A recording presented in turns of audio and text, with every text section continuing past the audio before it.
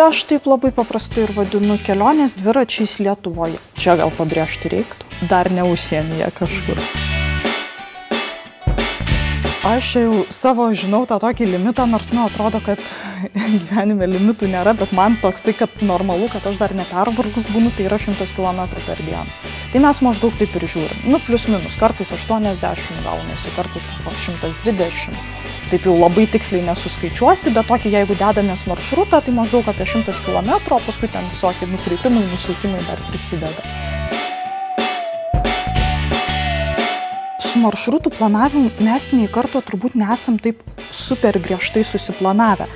Bet mes žinom savo pradinį tašką, žinom galutinį, žinom galbūt kelias vietas, kur norėtume sustoti, o kitas, tiesiog gaunasi iš, kaip pasakyti, vietoje atrandi. Nes būna, kad kartais mini ir tikrai būni kažko namie nepasižiūrės, kad norėtume aplankyti, o pamatai vietoje kažkokią graži, sakykime, nežinau, ten pieva, ežeras ir panašiai, ko tu visai neplanavai aplankyti.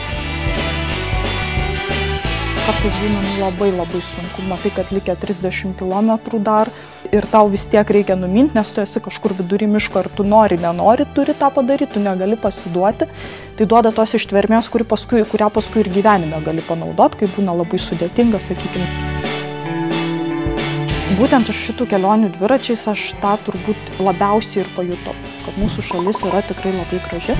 Ir joje slypi labai daug tiek kultūrinių, tokių neatrastų dar objektų, tiek ir, sakau, gamtos.